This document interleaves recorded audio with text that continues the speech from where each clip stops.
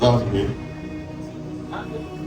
tokosenga moko na biso atia makanisi ntango eza ntango ya kolela te me ntango ya kopesa yango epai na Nzambe alobela mpe biso.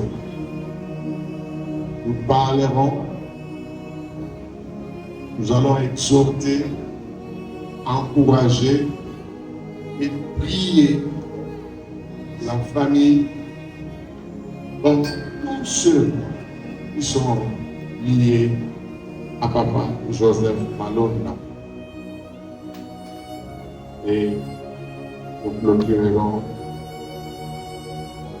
par le moment qui est là. Est-ce que nous pouvons tous nous tenir debout?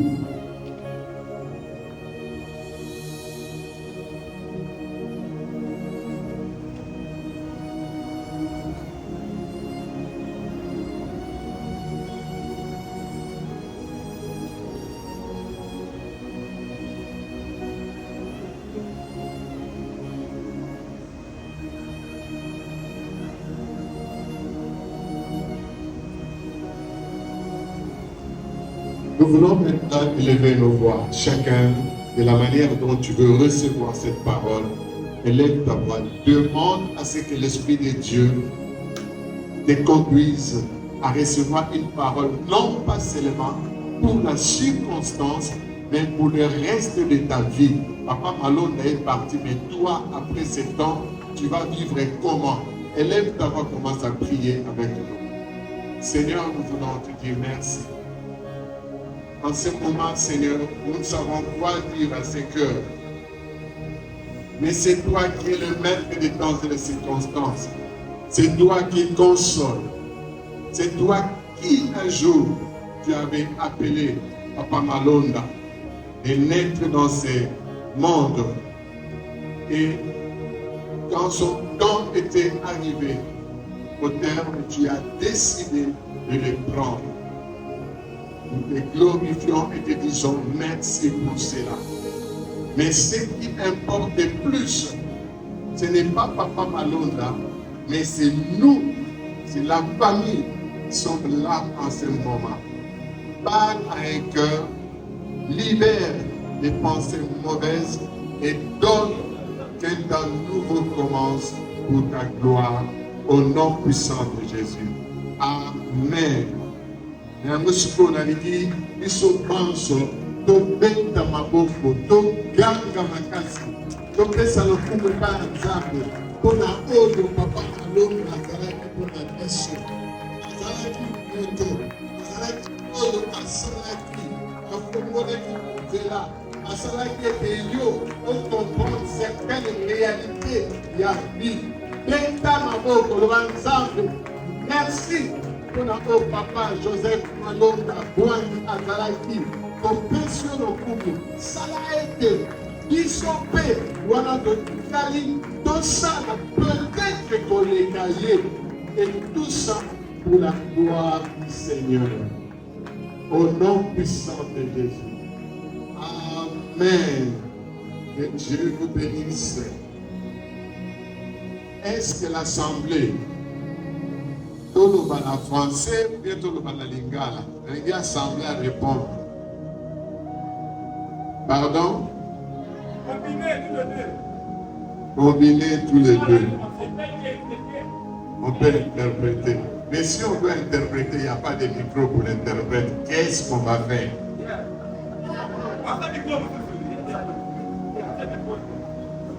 Voilà. Cherchez l'interprète du micro. Comme ça, on va combiner. Ça sera une bonne chose.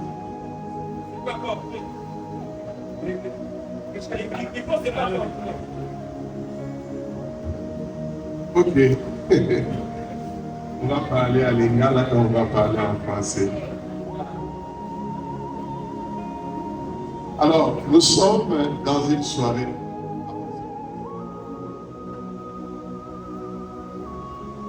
Nous sommes dans une soirée mortuaire ici, dans la salle Maman Losak.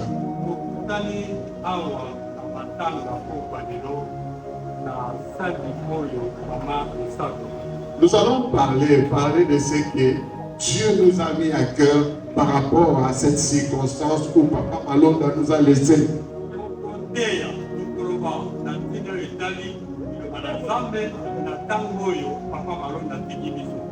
Et notre thème, c'est un thème facile. Quand la vie s'arrête par la mort, Dieu parle encore.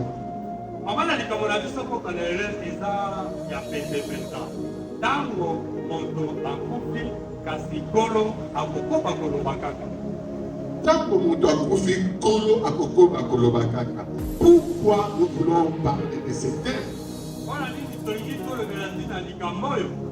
Parce que dans ce monde, la Bible dit, il n'y a personne qui peut vivre sans connaître la mort.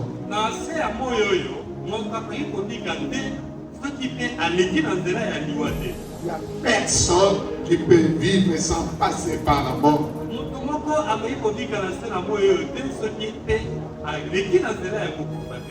Voilà pourquoi Dieu part dans des circonstances pareilles pour nous communiquer sa sagesse et savoir comment compter les jours de nos vies.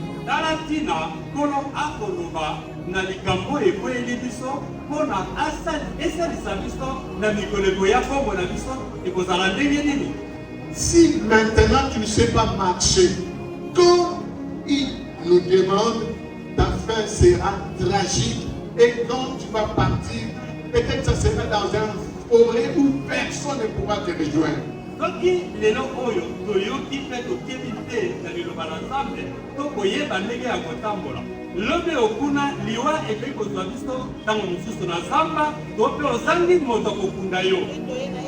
Alors notre but ce soir, c'est pour consoler, fortifier, réveiller les consciences et conduire les cœurs à Jésus-Christ.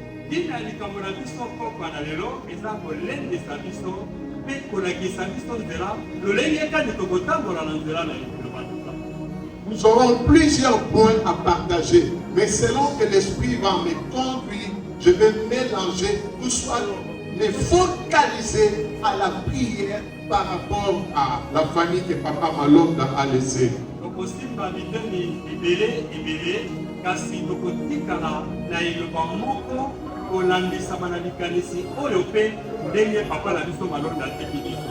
Bien-aimés dans le Seigneur, ce soir la mort nous a rassemblés.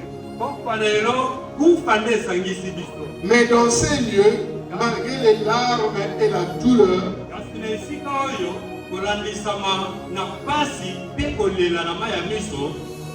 Dieu parle encore. Il parle à un cœur qui n'a pas encore reçu le salut en Christ.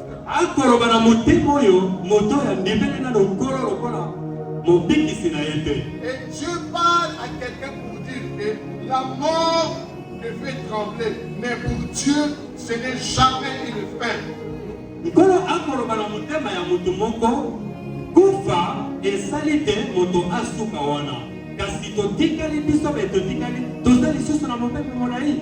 La mort fait trembler, mais Dieu, dans ce qu'il a comme conception des choses, c'est pour lui la mort n'est pas une fin.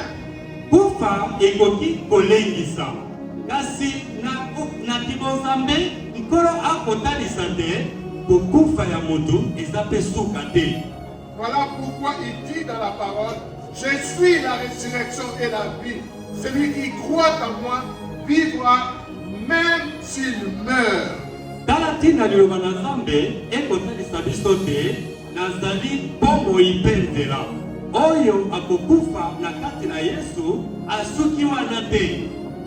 La mort a une vérité.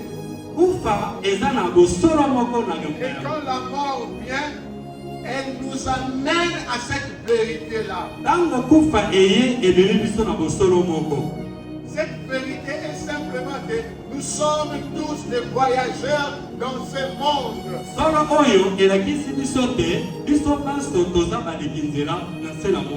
Nous ne sommes pas chez nous. Nous ne sommes pas encore arrivés chez nous. Nous sommes des voyageurs.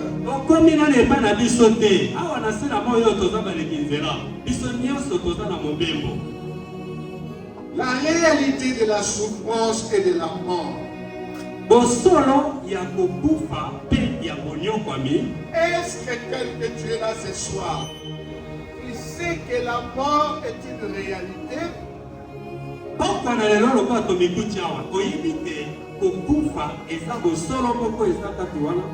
C'est dit que pour tous les êtres humains, il y a un temps pour tout, un temps pour naître et un temps pour mourir. Et la question est, la bataille sera comique à la scène à Moyawa, pour Koufa Ezali, puis Kobika Ezali. La mort n'avertira jamais. Koufa et la kakate. Elle frappera quand elle voudra. Et quand la mort vient, la douleur est réelle.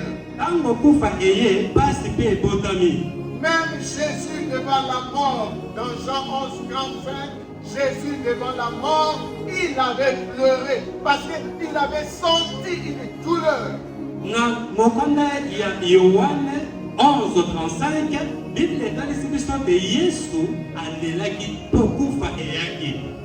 Quand nous pleurons, Dieu comprend, il ne méprise pas nos larmes.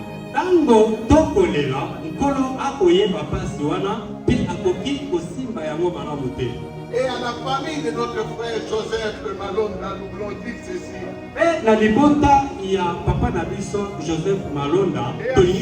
Et à chacun de vous, vos larmes comptent devant Dieu. Vos pleurs sont en train de monter vers Dieu. Et quand il se souviendra de chacun de vous, il vous mettra là où vous serez dans la consolation et dans la paix totale.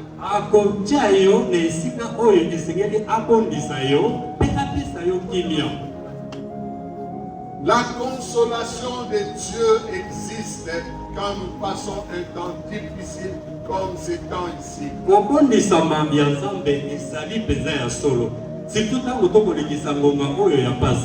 La Bible dit dans le psaume 34, le verset 19, l'Éternel est près de ceux qui ont les cœurs brisés. Vos cœurs sont brisés. Vous êtes en train de regarder, de vous souvenir de ce que Papa Joseph était pour chacun de vous.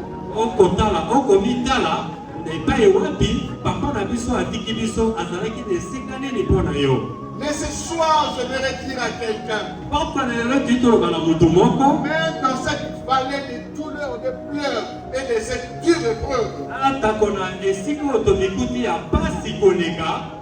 Dieu ne vous abandonnera pas. Il est en train de marcher avec vous. Il est le Dieu qui essuie les larmes. Il est le Dieu qui guérit les cœurs meurtris.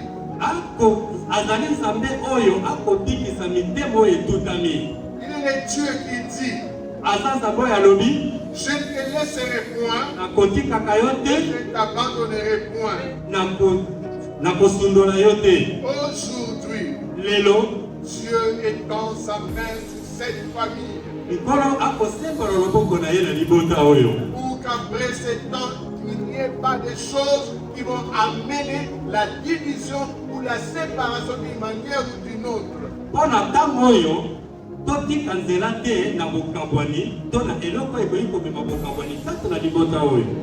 Pendant ce temps, Dieu veut que chacun de vous garde l'espérance en Jésus-Christ.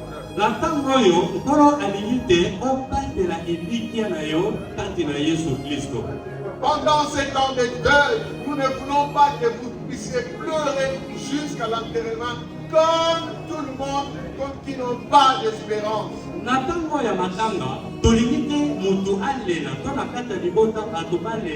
kino na kokende kokunda mowei bongo tosili aloko moto ete nkora lingini ni pona biso. Je voudrais rappeler à chacun de vous. Nalingi na kisa mutu moko awa. Un chrétien. Mo Kristo. Un enfant de Dieu. Mwana na Nzambe. Un serviteur de Dieu. Mosali na Nzambe. Ne vit pas la mort comme tout le monde. Abika kaliwa te lokola bato nyonso. Un chrétien ne peut pas vivre la mort comme tout le monde. Mon Kristo abika kaliwa te lokola bato nyonso. Un chrétien pendant la mort ne peut pas agir comme tout le monde. Mon Kristo na tango ya kokufa to tango kufeli okubika lokola bato nyonso te. Un chrétien pendant la mort ne peut pas copier n'importe quelle habitude ou comportement. Mon Kristo aza bilanga na teto ayekola makambo elekaka epai ya baninga komo ye akoma kosalela ngo. Parce que nous avons une espérance en Jésus-Christ. Po ete toza na elikia epai na Yesu Kristo. Et la Bible dit dans 1 Thessaloniciens 4, le verset 13. Biblia lobi na 1 Thessaloniciens 4, verset 13. Nous ne voulons pas que vous soyez dans l'ignorance au sujet de ceux qui dorment, afin que vous ne soyez pas dans la tristesse comme ceux qui n'ont pas d'espérance.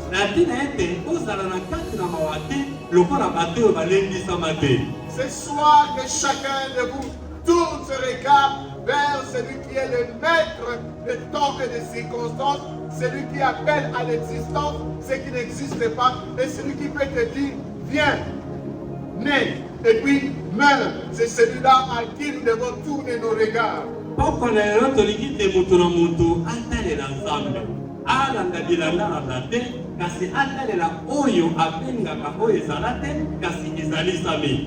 Vous devez savoir que la mort de toute personne qui croit en Christ, quelle que soit son église, mais si tu es en Christ, ta mort ne sera pas une barrière, mais une porte vers l'espérance et vers l'éternité. Celui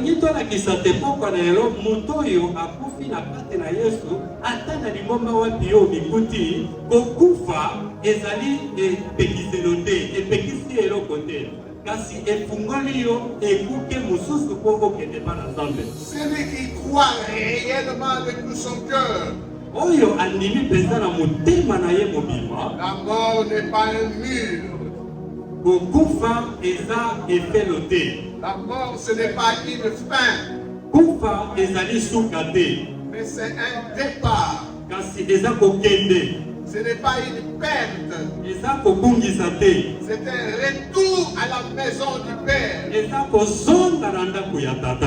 Le ciel n'est pas une idée.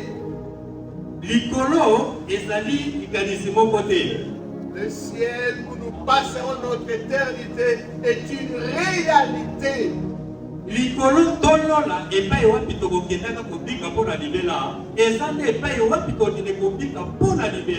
Voilà pourquoi chacun de nous doit faire très attention quand la mort te parle. Quelle attitude tu affiches, quelle attitude tu adoptes pendant que la mort te parle.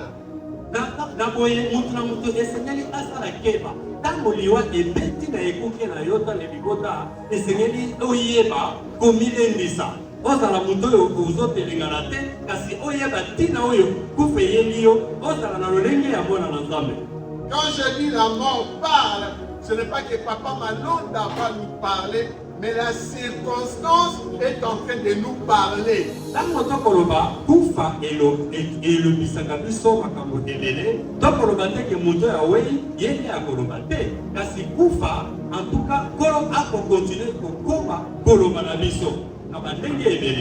chaque enterrement,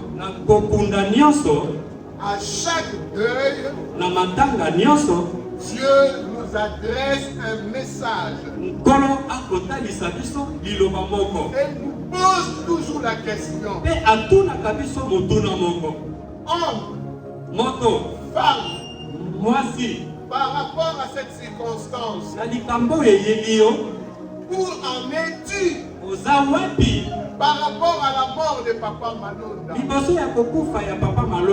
Où en es-tu Si c'était toi aujourd'hui, soki ezalaki yo lelo, serais-tu prêt de passer l'éternité avec le Seigneur? okozala moto oyo abongisami mpo olekisa bongo eloko mibale liboso na Nzambe? As-tu déjà réglé ta vie par rapport à ce que Dieu demande? Osi obongisi bomoi na yo na oyo nyonso nkolo akosenga yo? La mort viendra demain, peut-être après Papa Joseph. As-tu déjà pardonné la personne que tu avais dit, Yonanga, na évité ce qui te sololaka? As-tu déjà parlé ou as-tu déjà pardonné? Lelo yo tokolela Papa Joseph Malonda, loki kuna egoyi kozala yo, loki kuna moto mosusu. Kasi osi olimbisi ndeko oyo osi okangeli motema, osi olimbisi ye to okangeli ye kaka motema. Vis-tu pour l'éternité ou seulement pour la terre? Okobikaka na mpona libela to ozobikaka na se na moyo oyo. La Bible dit, Biblia elobi boye, il est réservé aux hommes de mourir une seule fois, epesameli na moto atika to akufa mbala moko, après quoi vient le jugement. nsima na yango esambiselo ekoya. Le jugement interviendra toujours après la mort.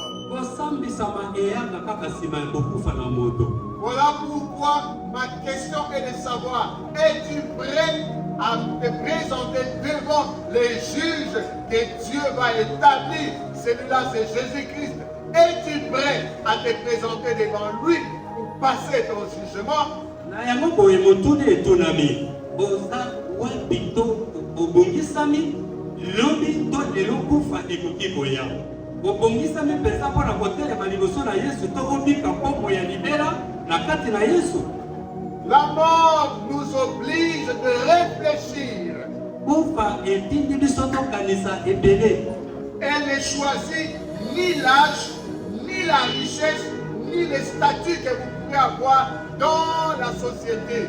Kufa etalaka te soki oza nani, soki oza mobola, soki oza mozwi, soki oza na mbongo, soki oza na ndenge moko boye ozalelaka na se ya moyo oyo. La mort nous oblige tous à réfléchir. Kufa soki eye etindaka biso tokanisa ebele. Voilà pourquoi une bonne manière de réfléchir, c'est se séparer de tout ce que le monde nous présente. Tala ntina na ndenge ya malamu ya kokanisa elakisi te tokabwana na oyo nyonso mokili ekotinda biso na libunga. Quand tu te sépares de ce que le monde te présente, tu dois maintenant te préparer à la rencontre avec le Seigneur. Kabwana na oyo nyonso mokili ekolakisa biso pour que obongama malamu mpona kozela koya na nkolo Yesu Kristo. Il y a urgence de se préparer pour la rencontre avec le Seigneur. Kosala yango na lombangu mpenza te obongisama mpona koya na nkolo Yesu. Mes frères et sœurs, Andeko kati na nkolo, on ne se prépare pas à mourir quand la mort frappe. babongisamaka te to babongisaka motema te soki kufa eyeli yo to elingi eya. On se prépare toujours avant. Babongamaka tango na tango mpe na ngonga malamu. La mort ne prévient pas. Kufa elakaka te. Elle frappe parfois au détour d'une route. eyelaka moto ata ndenge ozotambola oza na nzela. Au milieu d'une nuit, la mort peut frapper. Na butu bato balali kufa ekoki koya epai ya motu. Au milieu d'une fête, la mort peut frapper. Meme na bisengo bato bakosepela kufa ekoki koya. En cours de route, dans un accident, la mort peut frapper. Na nzela likama ekoki koyela yo kufa ekoki mpe koya. Au cours d'une maladie ou dans un instant où personne s'y attend, la mort peut frapper. Tango okobela epai wapi moto akokanisa te ke moto akoki kokufa kasi kufa ekoki koya na moto wana. Voilà pourquoi, avant que la mort ne frappe, prépare-toi à la rencontre de ton Dieu. Yango wana liboso kufa eya kobeta na ekuke ya libota to epai na yo lisengeli okongama mpona kokutana na Nzambe na yo. Avant de te préparer à l'enterrement, avant de dire que cet argent je le laisse parce que le jour où je vais mourir, vous allez m'enterrer dignement. Avant de te préparer à tout cela, prépare-toi à la rencontre de ton Dieu. ezala batebele babongisaka kokufa na bango azwi mosolo ati pembeni po mokolo kokufa bakunda ye na esengo nyonso kasi liboso osalaka mpe boye yo obongisaka mpe motema na yo mpo na kokutana mpe na nzambe na yo. Prépare-toi à avoir une bonne relation avec Jésus-Christ. Bongamaka mpo na ozala na boyokani malamu na Yesu Kristo. Pourquoi je dois me préparer? Mpo na nini esengeli na bongama? Parce que son retour est imminent. Son retour est vraiment imminent. Po ete boyei na ye to bozongi ya Yesu Kristo ekozalaka kaka eza ya solo mpenza. Ce n'est pas seulement la mort qui approche, eza kaka kufa te moto ekoya, mais le retour de Jésus aussi approche. boye kozonga na Yesu Kristo na mokili eza mpe pene. Ce soir, il est en train de dire dans le cœur de tout un chacun de nous. Pokwa na lelo akoloba na motema ya moko na moko lokola tosawa. Voici, je viens bientôt. Tala nakoya sikasika. Voici, je me tiens à la porte de ton cœur. Tala natelemi na ekuke ya motema na yo. Je frappe. Nakobeta. Si tu m'ouvres, Soki ofungweli ngai, j'entrerai et je souperai avec toi. nakokota mpe nakolia na yo Et elongo. quand tu vas me recevoir, Ntango yo koyamba ngai, je vais préparer ton éternité. nakobongisa lobi na yo. Tous ceux qui viennent avec moi, Jésus-Christ, Oyo nyonso akoya epai na Yesu Kristo, ne passent pas l'éternité avec souffrance ou peine. akolekaka lobi na ye te na mapasi to na mawa. Je reviens bientôt. Yesu alobi akozonga noki. Pas pour juger d'abord, pas pour juger d'abord, Eza kozonga wana te mpo asambisa nanu, mais pour récompenser ceux qui l'attendent. kasi mpo na kopesa makambo malamu na bato bakozela ye. Pour enlever son église, Mpo na azwa eklizia na ye, pour amener ses enfants à la maison vers le Père. azwa bana na ye akende na bango na ndako ya tata. Et la Bible dit, Biblia elobi tenez-vous prêts, otelema na ngwi car le Fils de l'homme viendra à l'heure. mpo ete kozia ya mwana na moto akoya na ngongo bino bokanisi Où te. vous n'y pensez même pas. Akoya na ngongo bino bokanisi te. Là, le Seigneur peut revenir après le deuil de Papa Joseph. Nkolo Yesu akoki kozonga na mokili nsima kokunda kutu papa Joseph. Sommes-nous prêts? Tobongisami? Es-tu prêt? Eske obongisami? Est-ce que ta famille est prête? Libota na yo ebongisami? Vivons-nous dans la sainteté ou qu'il vienne nous trouver prêts pour qu'il monte avec nous? Tobika na boyengebele Yesu Kristo akuta biso tozala deja bato babongisami. Avons-nous abandonné nos péchés? Otiki makambo na biso ya mabe? Avons-nous renoncé au compromis? Osi totiki makambo ya mabe? Avons-nous renoncé à la sorcellerie? Osi totiki makambo ya bondoki? Avons-nous renoncé au fétichisme? Otiki makambo ya soloka? Avons-nous renoncé aux maisons qui sont soi-disant dites maisons des prophètes? Mais or, là derrière, il y a de la magie, de la sorcellerie camouflée. Totiki kokendaka na bandako oyo bakobenga yango ndako ya masakoli nake kotalisa epa mosakoli. Nzoka eza binzambe. Eske tosi totiki yango? Dieu vous appelle ce soir à recevoir son salut.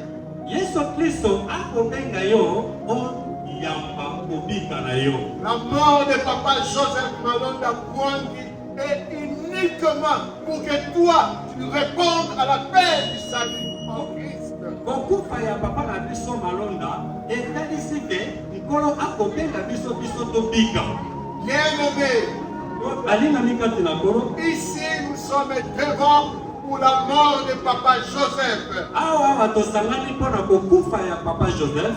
Personne ne peut se cacher. Moto akoki kobombama te.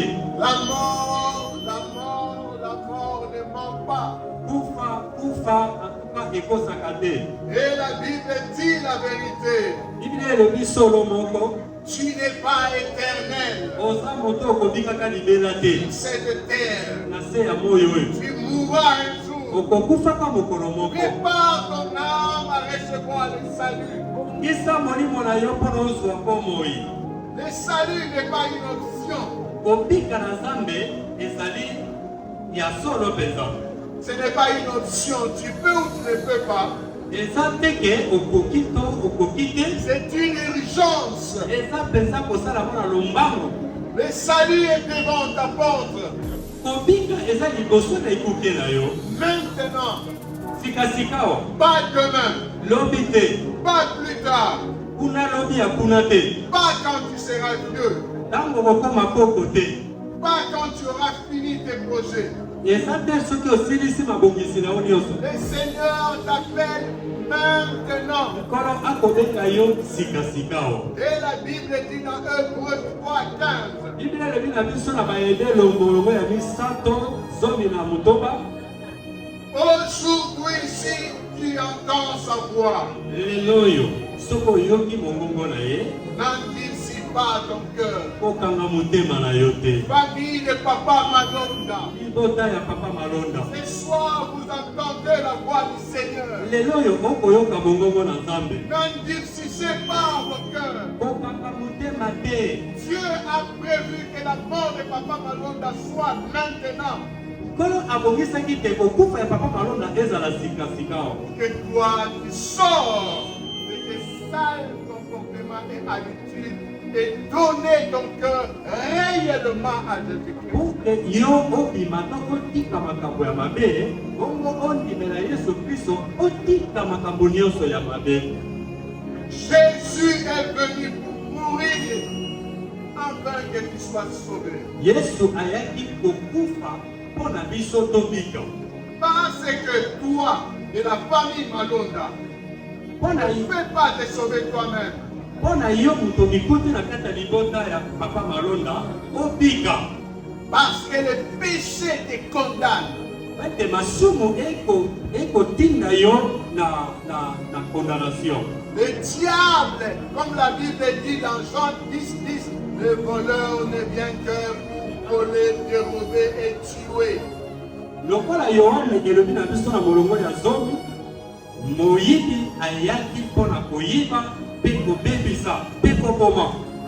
Le Seigneur n'a pas voulu que tu sois avalé par le diable avant cet appel que tu es en train de recevoir ce soir. Nkolo alingaki te ke Satana aya asakanela yo to akungisa yo okende kaka pamba boye liboso ke oyokama te oyo tokoteya o.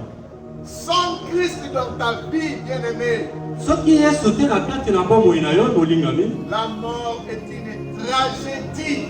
kufa ezali nzela molai. La mort sera une tragédie pour toi.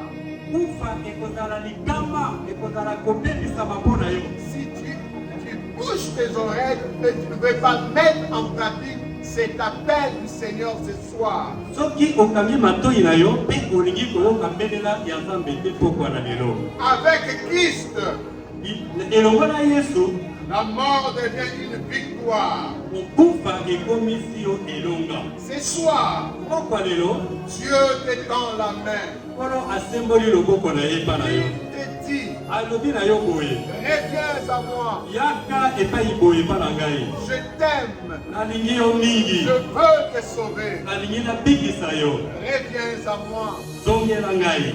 Bien-aimé, Molingami, cet appel, j'insisterai jusqu'à la fin. Même si tu ne vas pas te lever, je veux continuer à insister. Et ton cœur sera troublé jusqu'à ce que tu vas abandonner tes mauvaises voies.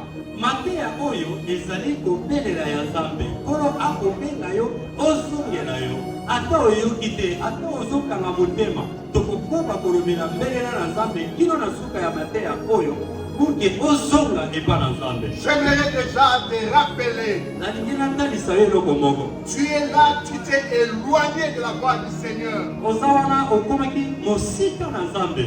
Reviens par rapport à ce que nous sommes en train de dire. Reviens à la circonstance de Papa Malonda. Reviens sur la voie que tu avais abandonnée.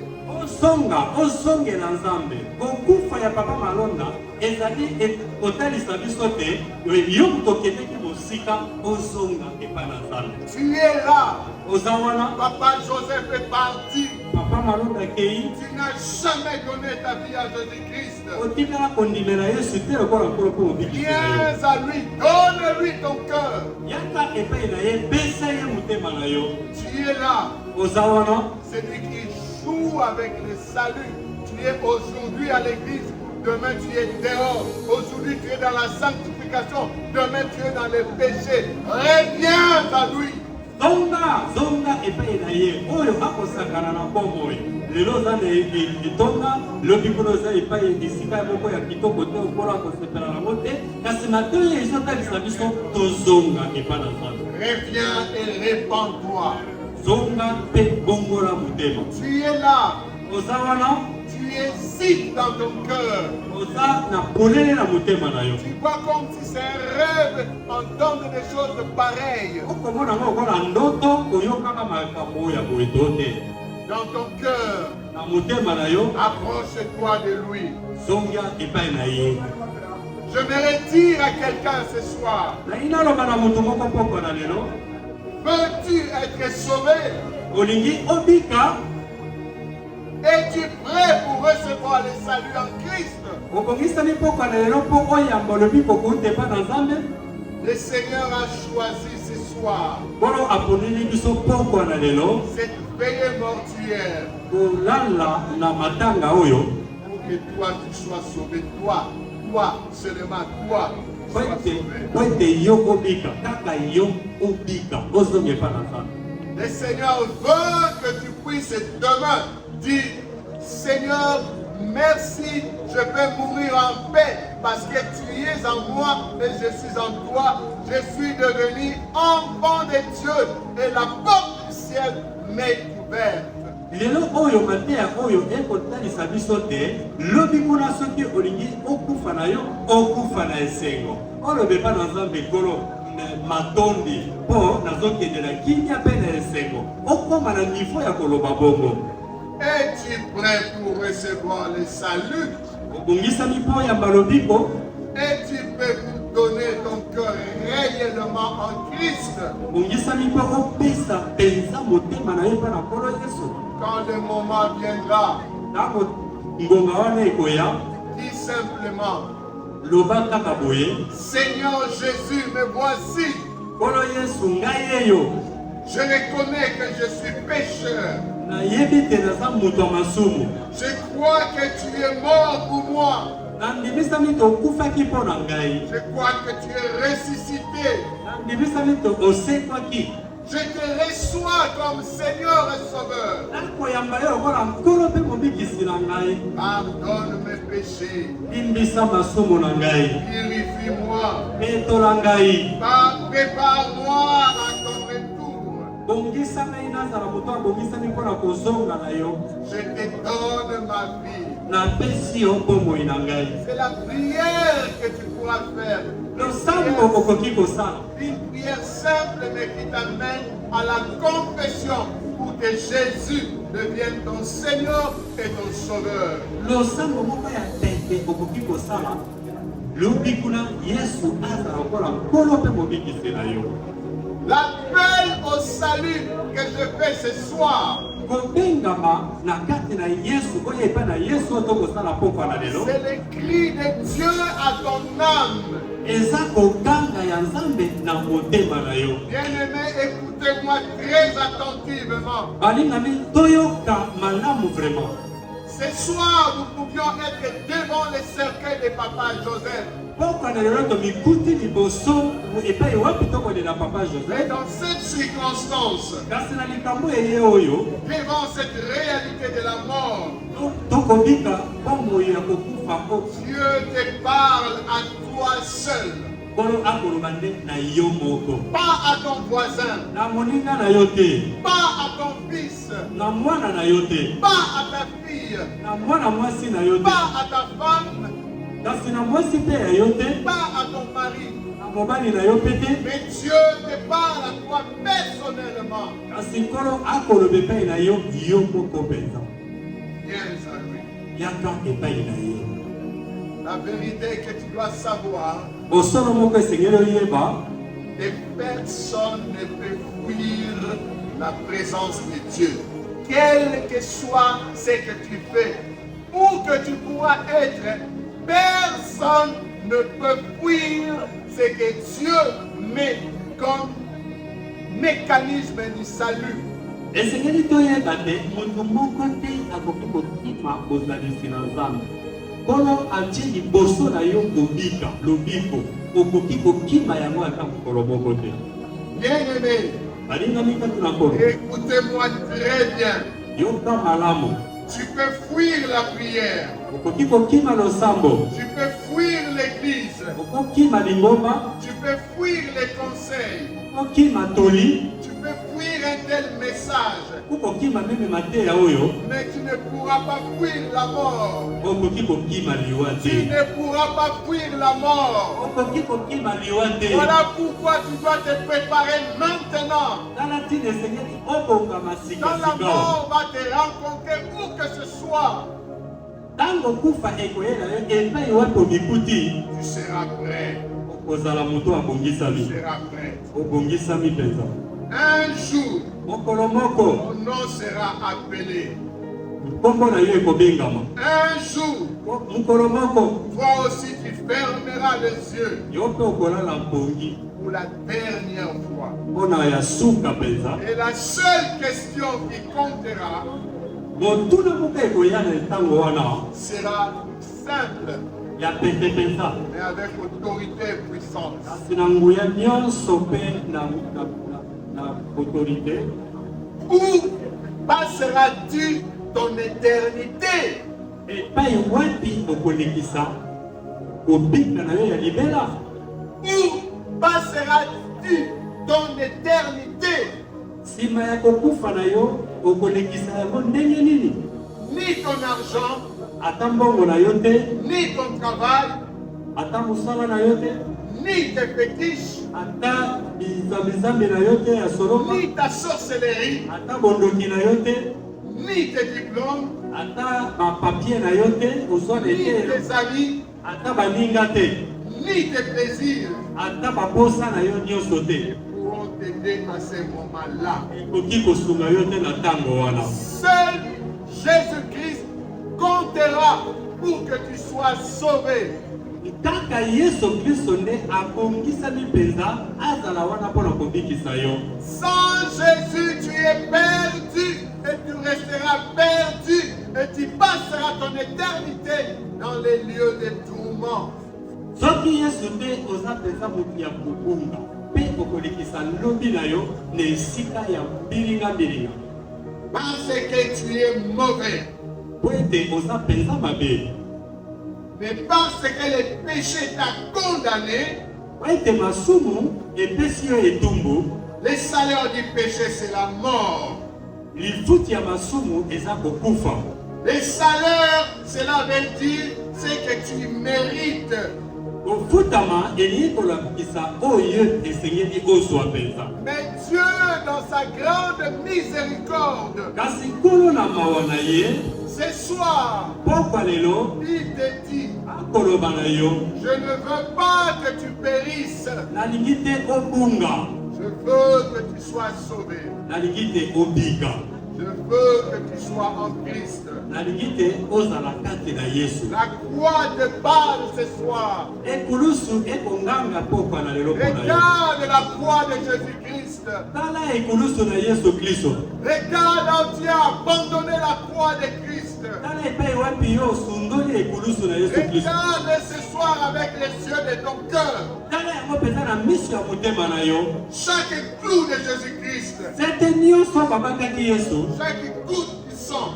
litanga nyonso etangaki ya Et makila ya en yesu train de te dire ce soir, ekonganga ekoloba epai na yo pokwa na lelo je t'aime, nalingi yo je suis mort pour toi, nakufa mpo na yo j'ai pris ta place. nazwa esika na yo Marche sur la voie que je trace pour toi. tambola na nzela oyo nalakisi yo. Est-ce que la croix te parle ce soir? Ekulusu ekoloba na yo pokwa na lelo ndeko. Jésus n'a pas simplement ouvert des bras sur les voies. Yesu afungoli yo kaka maboko epamba te pokwa oyo. Il a ouvert un chemin. Afungoli yo pe nzela. Un chemin pour que tu ne périsses pas. Nzela oyo ekomema yo na kobunga te. Un chemin pour que tu échappes à l'enfer. Nzela oyo esali te otika lifelo. Un chemin pour préparer la voie du ciel. Nzela oyo ekolakisa yo ndenge nini ekokende na lola. Mais ce chemin ne s'impose pas. Nzela oyo eyaka te na makasi. Il s'est choisi. Eponamaka. C'est un chemin qu'on doit choisir. Eza nzela oyo yo moko esengeli opona yango. Le salut ne peut jamais arriver automatiquement dans ta vie. Kobika ekoki koya yango moko kaka te na bomoi na yo. Tu peux partir à l'église Okoki kokende na lingomba toute ta vie bomoi no mobimba et mourir perdu. mpe okufi mpe obungi. Tu peux connaître les versets bibliques Okoki koyeba verset biblique et ne pas connaître Jésus-Christ. kasi nzoka oyebi na yo Yesu Kristo te. Tu peux être religieux Okoki kozala mosambeli et ne pas être sauvé. kasi obiki te. Dieu te demande ce soir, Pokwa lelo nkolo akosenga na yo au travers de la mort de Papa Joseph Malonda Bouangi, kolandisama na kufa ya papa na biso malonda ndenge atiki biso. Dieu t'appelle ce soir Nkolo akobenga yo pokwa na lelo et te demande, mpe akosenga na yo. où en es-tu avec lui? Okomi esika wapi na Yesu na yo? Où en es-tu avec Jésus-Christ? Oza wapi na Yesu na yo? Aujourd'hui, c'est ton jour. Lelo eza mokolo na yo. Aujourd'hui, c'est le jour de ton salut. Lelo eza mokolo na yo ya kobika. Aujourd'hui, c'est le jour de ta délivrance. Lelo eza mokolo ya kokangola mipo na yo. Tu n'es pas ici par hasard. Oza awa oyaki na ndenge na yo moko kaka te. Tu n'entends pas ce message par hasard. Okoyoka mateya oyo kaka biyokela te. Tu n'es pas là devant la mort de Papa Joseph par hasard. Oye mpo na papa malonda kaka akufi kaka te boye. Dieu a organisé cette soirée Nkolo abongisaki pokwa oyo pour parler à ton âme. aloba na motema na yo. Parler à ton âme. Aloba na motema na yo. Parce qu'il t'aime trop Mpona alingi yo mingi et il veut te libérer. mpe alingi akangola yo. Il ne veut pas te laisser que tu te perds. Alingi kotika yo kaka te obunga kaka boye.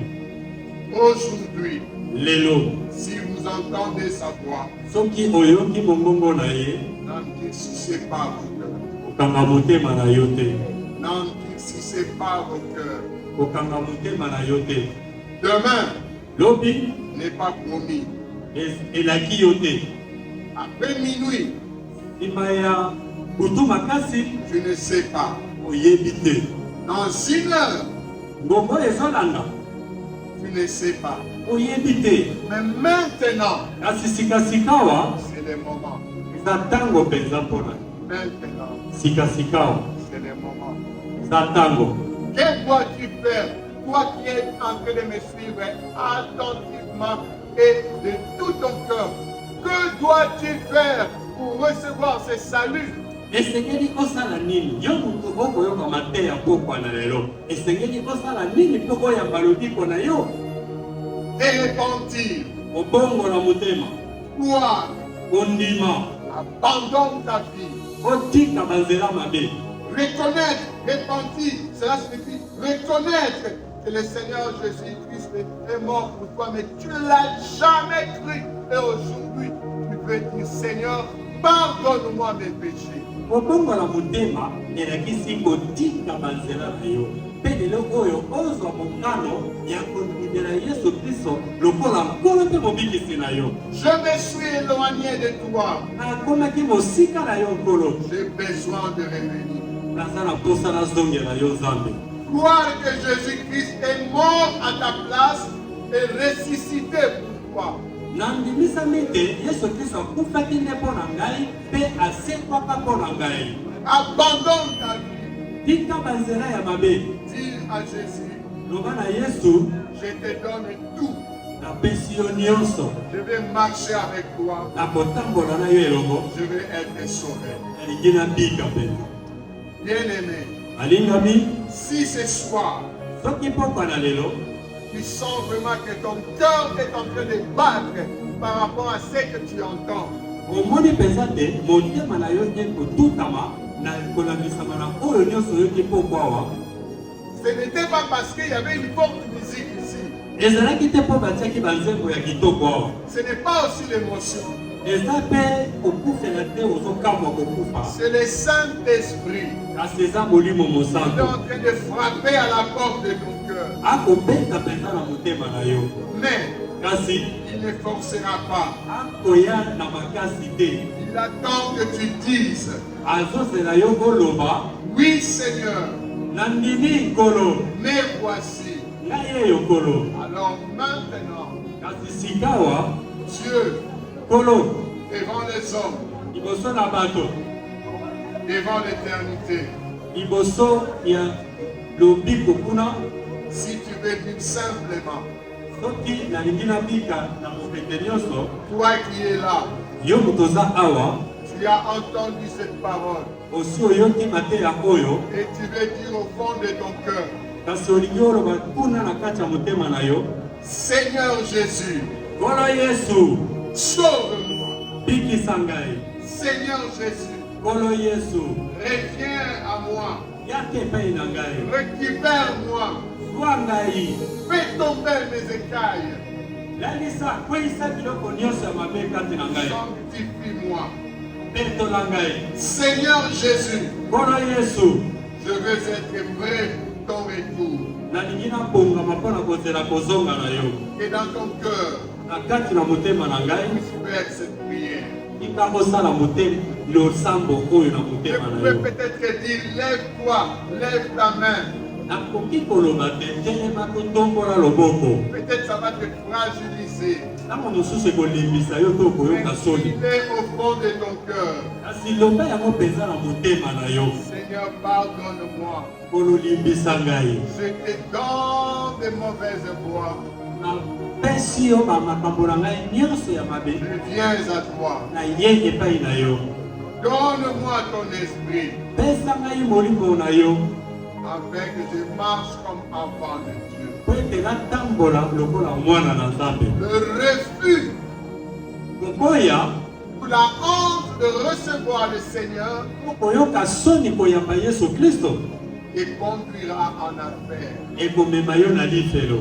Mais Jésus-Christ Kasi Yesu Kristo veut te conduire au ciel. alingi amema yo na lola. Jésus-Christ te prépare pour le ciel. Nkolo Yesu akobongisa yo mpona kokende lola. Est-ce que quelqu'un veut prier avec moi ce soir? Eza na mutu moko akoki kosambela na biso pokwa na lelo. Est-ce que quelqu'un veut faire une prière de salut ce soir au travers de la mort de Papa Joseph? Eza na mutu moko akoki koyamba Yesu lokola nkolo mpe mobikisa na ye asala losambo na biso kolambisama ndenge toza na matanga awa. J'aimerais que tous ceux qui sont touchés et qui sont sincères, souvent j'aime pas parler aux hypocrites, je parle aux cœurs qui sont sincères, qui va faire cette prière ensemble avec moi. Nalinza koloba na motema na bato oyo baza na motema efungwami oyo esekeli balanda makambo oyo. Tolingi mpenza koloba na bato oyo bakokosa te. Kasi tolingi toloba na bato oyo mitema na bango etutisami mpo basala losambo oyo na biso. Tu vas répéter avec moi. Okozongela nsima maloba na ngai maloba oyo. Seigneur Jésus, Seigneur Jésus, me voici tel que je suis. ngai oyo ndenge na ye epai na yo. Je reconnais que j'ai péché. Na yebite na bungaki. Je reconnais que sans toi, je suis perdu. Loba na bonite soki yo ozawa te seki na ya kubunga. Mais aujourd'hui, kasi lelo je crois. nandimi. Je crois que tu es mort pour moi. Nandimi samite okufaka po na ngai. Je crois que tu es ressuscité. Nandimi samite osekwa kape. Je t'accepte comme mon Seigneur et mon Sauveur. Nandimeli yo lokola nkolo pe mobikisi na ngai. Pardonne mes péchés. Limbisa masomo na ngai. Purifie-moi. Petola ngai. Change ma vie. Bongola bomoi na ngai. Écris mon nom dans le livre des vies. Oma kombo na ngai na buku ya bomoi. Prépare-moi pour ton retour. Ongisa ngai mpona kozonga na yo na osela moyo. À partir d'aujourd'hui, Kobanda lelo je suis à toi. naza ya yo. Amen. Amen. Est-ce que nous pouvons tous nous tenir debout? Tokoki kotelema epai ya mitozwami. Nous voulons prier Tolingi tosambela avant de faire des déclarations pour la famille. liboso toloba tosaka mpenza surtout likolo ya libota. Je viens de faire une prière. Outi kosala losambo. Un cœur sincère m'a suivi. Motema oyo mpenza etotisami elandingo na bokebi. Et celui-là, Dieu va le récompenser. Moto ya boye atotisamaki na losambo toyuti kosala awa nkolo azongisela ye Et ebele. je dis, Mpe nalobi celui qui a prié cette prière-là, oyo asali losambo oyo avec sincérité, na motema na ye mobimba ne sera plus dans la condamnation. akozalaka lisusu na etumbu Le te. sang de Jésus te lave maintenant. tika makila na yesu esukola yo Tu es sikasika. devenu une nouvelle créature. okomi ekelango ya sika mpenza. Et du ciel, mpe na likolo kuna les anges se réjouissent pour toi. bange bakosepela mpenza mpo na yo. Et un conseil avant que nous puissions déclarer. liboso nakopesa toli moko mpo toloba. Après ce deuil, nsima ya matanga oyo ce que tu viens de recevoir, oyo outi koyamba mets-les en pratique. salela yango mpenza. Cherche une église où tu entendras réellement la vraie parole du salut. luka lingomba oyo epai wapi bakoteya mpenza liloba ya solo ya kobika mpenza. Cherche une église où tu seras chaque fois enseigné de l'évangile, non pas seulement là où tu recevras des prophéties. luka lingomba oyo epai wapi bakolakisa yo mpenza malakisi ya nkolo ezala kaka bisakoli ebelebele te. Au nom de Jésus, na nkombo ya yesu est-ce que nous pouvons acclamer le okoki kobetela nkolo yesu na boka ya makasi. Maintenant, nous voulons prier. sikawa tolingi tosambela À chaque appel, na kobengama nyonso pour tous ceux qui sont de la famille de Papa Joseph Malonda, oyo nyonso bamikuti na kati ya libota ya papa Joseph Malonda. tu ne sais pas qu'est-ce qui t'avait amené à rétrograder dans ta marche avec le Seigneur. oyebi te eloko nini esalaki te otika nzambe. Si tu es là, soki oza awa ce soir, poko na lelo devant la mort de Papa Joseph, na ndenge tomikuti mpo na kufa ya papa Joseph, reconnais que tu avais abandonné la voie de Dieu. omikuni mpenza te otikaka nzela ya nzambe. Tu es de la famille Malonda, même si tu n'es pas de la famille, mais tu es proche. Entre dans ce couloir, nous voulons prier pour vous d'abord, avant d'aller jusqu'à ce que nous prierons pour clôturer ce que nous avons commencé. Toi qui es de la famille Malonda, de la mort de Papa Malonda, comme nous avons dit, après la mort, la vie de quelqu'un, Dieu continue à parler. Ce soir, Dieu vous a parlé. Mais Dieu me met à cœur de t'appeler. Toi qui es rétrogradé, viens ici au milieu. okoloba boye na kati ya libota ya papa Malonda oyo atiki biso ndenge boza awa ata ozalaki moninga na famille oyo soki liloba oyo toteya awa etutaki yo kasi yo mikuti mpenza te nzoka kotikaka nzela ya nzambe yaka liboso na couloir oyo tosala losambo elongo na yo. Tu t'es éloigné de Dieu. Otikaka Nzambe. Tu t'es refroidi. Okomaka malili malili na makambo ya Nzambe. Tu étais tombé dans toutes sortes de compromis. Okweyaka na makambo ya mabe oyo esepelisaka Nzambe te. Avant l'enterrement de Papa Malonda. Liboso tokende kokunda papa oyo. Nous voulons prier pour votre renouvellement d'alliance. Olingi tosambela obongisa okoma na boyokani ya sika. Viens dans ces couloirs, nous allons prier avec vous. Yaka na couloir oyo tosala losambo elongo. S'il n'y a personne, Soki eza na moto te, c'est que tous de la famille Malonda sont dans la voie du Seigneur. soki moto aleki na couloir oyo te, nzoka biso nyonso na kati ya libota ya papa Malonda, nzoka toza na kati na Yesu. Et nous acclamons le Seigneur pour cela. Mpe tobeteli nkolo maboko mpo na ntina na Mais ye. nous n'aimerions pas, Kasi tolingi te à la fin, na suka que vous puissiez dire que moi j'étais concerné, mais j'ai eu honte. Moi j'ai déclaré, tu n'es pas venu, je n'aurai plus le temps de dire quoi que ce soit pour toi. C'était l'occasion qui t'est donnée à la mort de cet homme que vous honorez ce soir, que tu devais renouveler ton alliance avec le Seigneur. makambo koyeba sakanaka na yango te. Eloko tolingi te nsima ya awa bongo oya oloba to oyebisa ndeko moko ngai mpenza osengelaka na likambe liboso basambela to tosambela mpenza elongo nazonga mpenza kati na losambo koya koloba bongo te mpo na papa Malonda atiki biso asalaki mosala na ye malamu na mokili mpe atiki biso lokola biso totikali okazio epesameli biso toleka liboso tosala losambo tozongela Nzambe. Maintenant, comme il n'y a personne, nous disons gloire à Dieu. Et nous allons maintenant prier pour toute la famille. Et la famille maintenant entre dans ces couloirs. Lokola moto azalaki te sika tolingi tosambela mpo na libota moni. Et la famille vient dans ces couloirs. Libota nyonso eya na couloir oyo.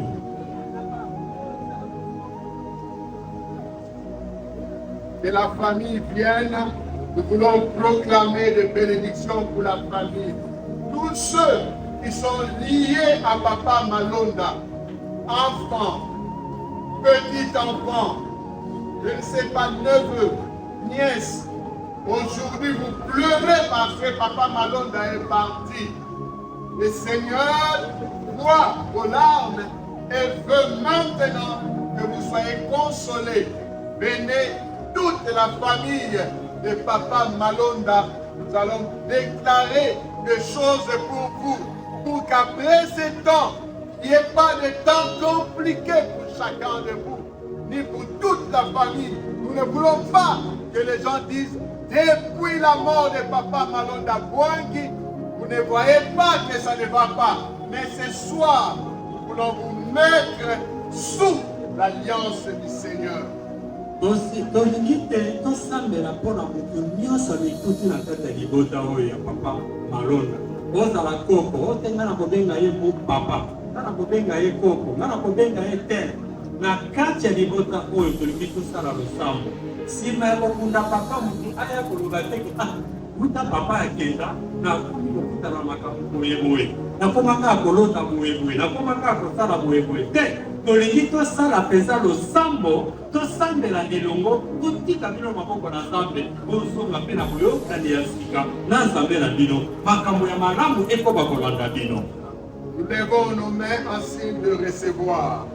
Tongoli maboko totandi yango lokola bato bakoyamba eloko moko. Seigneur Dieu Tout-Puissant, Olo na nguya nyonso console cette famille éprouvée.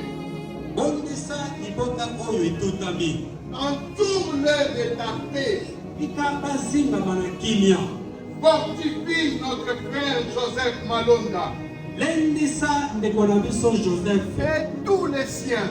mpe bandeko na ye nyonso. Que ta main puissante, Seigneur, loboko na ye ya nguya nkolo relève chaque membre de cette famille.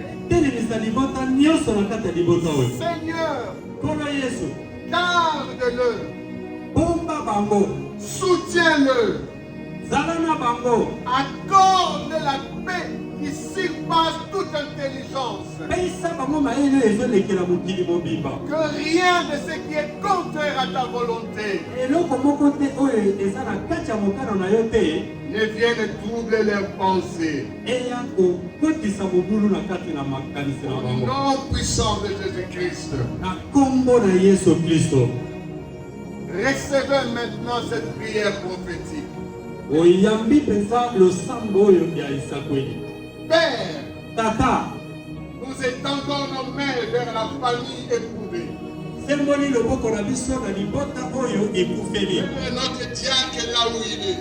Atako diakona na biso place azali Tous les siens. te bandeko na ye nyonso. Je prophétise sur eux au nom de Jésus. Nasakoli mpo na bango na kombo na Yesu. Que ta paix surnaturelle Kimia oyo mokili epesaka te les enveloppe. ebomba bango.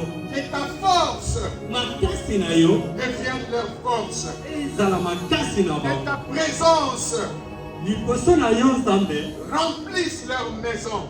ondisa na ndako na bango. Que ta consolation Kobondisama na yo coule comme une huile fraîche dans chacune de leurs familles et maisons. ekitela bango na mabota na bango mpe na bandako na bango. Que chaque nuit Kutu nyonso soit visitée par ta présence, par ta paix, par ta puissance et par ton esprit. otalakatalaka bango na nguya na yo na bokasi na yo mpe na kimia nyonso. Et que leurs larmes deviennent des sémences de joie. Mai ya miso na bango ekoma milona ya esengo. Qu'aucun esprit de découragement, Molimo moko ya kozonga nsima de division, ya bokabwani de mort ya kokufa ou de confusion mpe ya mbilinga ne puisse avoir accès dans leur âme au nom de Jésus. eye na bango te na mitema na bango na kombo na Yesu. Seigneur, Nkolo Yesu, protège cette famille. bomba libota oyo, Que ce deuil matanga oyo ne soit pas une destruction, ezala ya kobebisama te, mais un tournant, kasi ezala eloko oyo un nouveau départ, ezala kokende ya nzela ya sika une libération mpe kokangolama et une délivrance. mpe bokangolami. Seigneur, Nkolo Yesu, tu connais chaque cœur, oyebi mitema nyonso ya bato baza ceux qui pleurent, oyo bakolela, ceux qui doutent, oyo bakotya ntembe, ceux qui ont peur encore jusque ce soir, oyo bakobanga-banga na mitema na bango na pokwa, ceux qui ne sont pas prêts, oyo babongisami nanu te, qu'ils reviennent tous à toi. baya bango nyonso epai na yo, Et ceux qui viennent à toi mpe oyo nyonso bakoya epai na yo reçoivent comme Seigneur et Sauveur. bandima Nkolo Yesu okola nkolo mpe mobikisi na Je bango. prophétise, Seigneur, Nasakoli nkolo que les chaînes de la malédiction tombent au nom de Jésus. nzela nyonso ya bilekeli mabe ekweya na kombo na Yesu. Je ferme toute porte à la peur, Nakangi bikuke nyonso oyo bandeki kobangisa-bangisa, toute porte à l'angoisse, bikuke nyonso oyo ya mawa, toute porte à l'oppression, bikuke nyonso oyo bandeki kokanga-kanga bango, toute porte aux attaques de l'ennemi. bikuke nyonso oyo efungamelaka bango mpo na monguna Et akotela la bango. couverture du sang de Jésus Tika kobombama na makila na Yesu soit sur chaque personne, ezala likolo na moko na sur moko, chaque famille, likolo na libota nyonso, sur chaque foyer na libota nyonso mpona babikuti représenté ici, oyo bamikuti awa, lié à Papa Joseph. oyo bakangami to baza na kati ya libota ya papa Joseph. Aucun malheur ne leur arrivera. Mawa moko te eye na bango, Aucun fléau n'approchera de leur tente. likama ya babete eya na ndako na bango, Car l'Éternel sera leur refuge po ete nkolo akozala ebombelo na bango et leur forteresse. mpe kongumba na Au bango, nom puissant de Jésus. na kombo na Yesu Kristo. Seigneur, merci pour ta présence. Nkolo matondi mpo na bozalisi na yo, Merci pour ta parole. matondi mpo na liloba na yo, Merci pour ton esprit. matondi mpo na molimo na yo. Alors que nous nous séparons de cet endroit où nous avons parlé, Sikasika tokosilisa ngongo toyeti lokolo ya losambo, que ta main reste sur chaque personne. tika loboko na yango ya etikala likolo na moko na moko. Remettons la famille, tika tozongisi libota ezala moboko leurs églises, bangomba na bango entre tes mains. na maboko na yo nkolo. Déclarons ensemble, tatoli biso nyonso, à toi soit la gloire, à toi soit la gloire, l'honneur, l'honneur, la puissance, la puissance, de maintenant dès maintenant et pour toujours. et pour toujours. Au nom puissant de Jésus-Christ. Au nom puissant de Jésus. Amen. Amen. Dieu vous bénisse. Tika nkolo apambola bino nyonso.